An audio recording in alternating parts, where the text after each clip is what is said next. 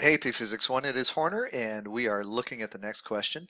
This is the AP Physics question 1994 AP Physics 1, and it is question 1. You've got a person kicking a ball, and they kick it at an angle of 37 degrees with a velocity of 20 meters per second at that angle. And we want to see if the ball will go over the fence or if it will hit the fence. One of the two is essentially what we're going to do in the end. But the first thing that they want us to do is derive the magnitude of the average net force exerted on the ball during the kick.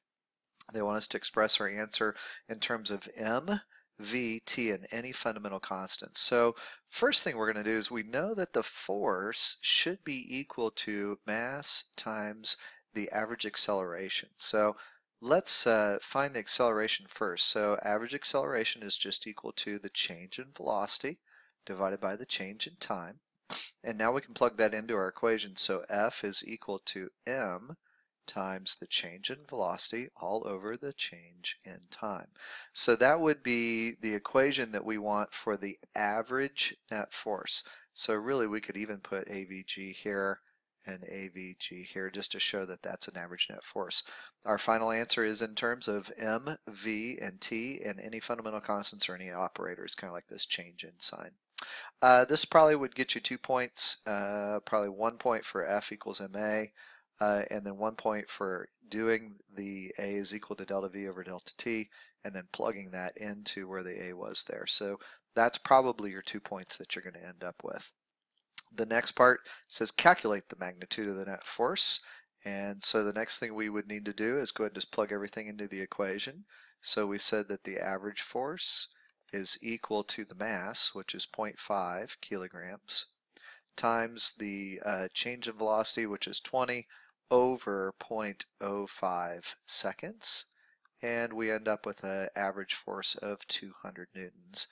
Most likely you'd only get 1 point for doing this, so you'd have to plug it in correctly, get the right answer, and make sure that you have the right unit, because you never know when they're going to count them and when they're not.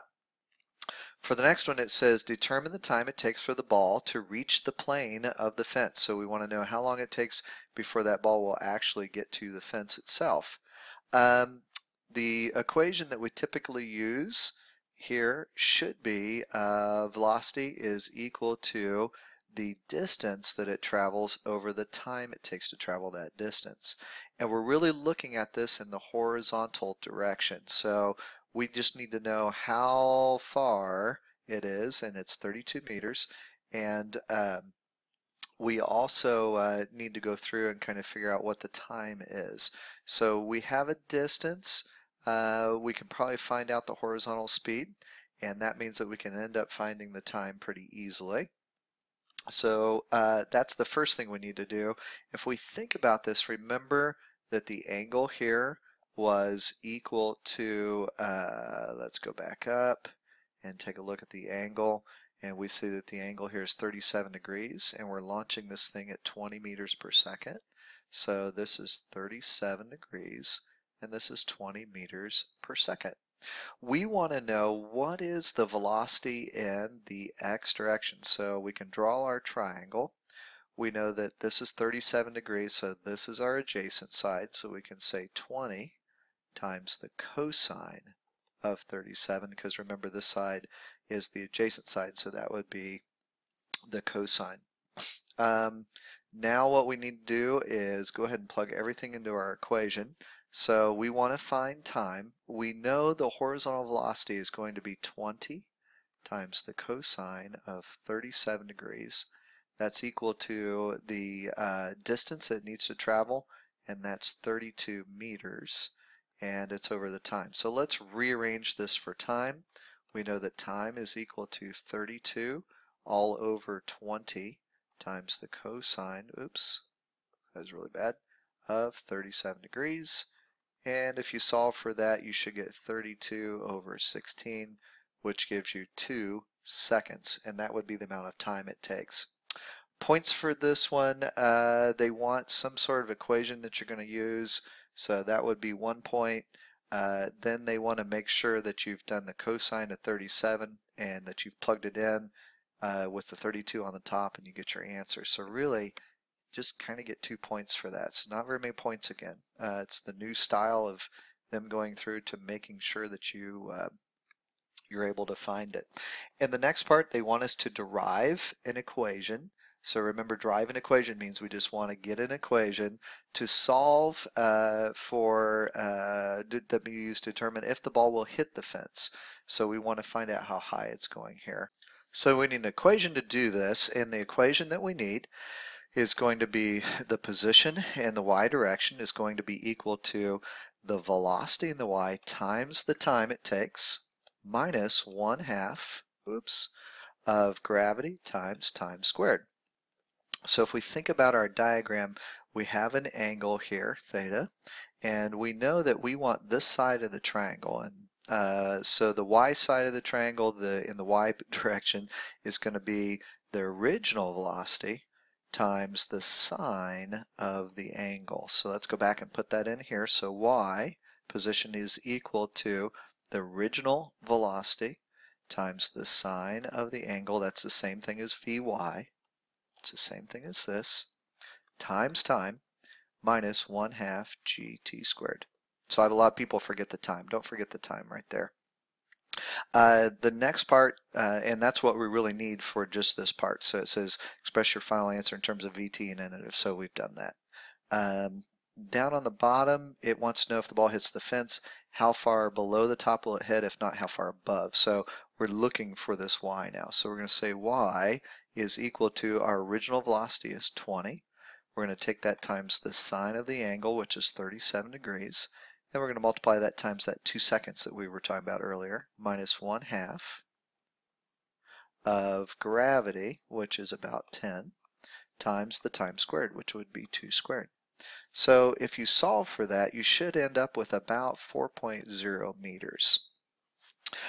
So the fence, remember, is only 2.5 meters high, so we can take 4.0 minus 2.5 meters, and you should end up with 1.5 meters above the fence. And it says if the ball hits the fence, how far above, and we know that how far below, we know it's above. So that is the end of part E.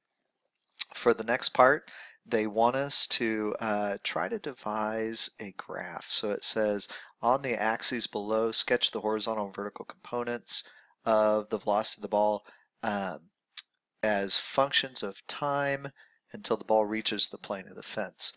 So for this first one, we said that the velocity in the x direction was equal to the original velocity times the cosine of the angle. So here we're just going to take 20 times the cosine of 37 degrees, and you end up with about 16 meters per second.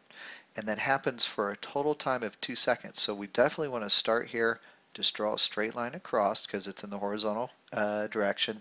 We've got to stop at that 2 seconds. So this one right here, they would give you 2 points, one for having the right value, one and having a flat line, and the one stopping. You have to stop at 2 seconds. If you go past that or you don't go far enough, you won't get that second point.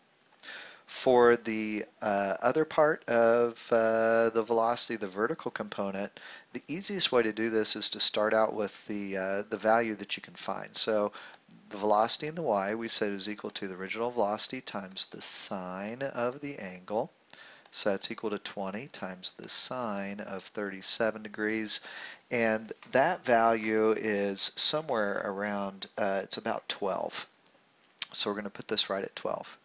Now to do the rest of it, you can actually just use the slope of the line. Remember, the slope of velocity versus time is acceleration.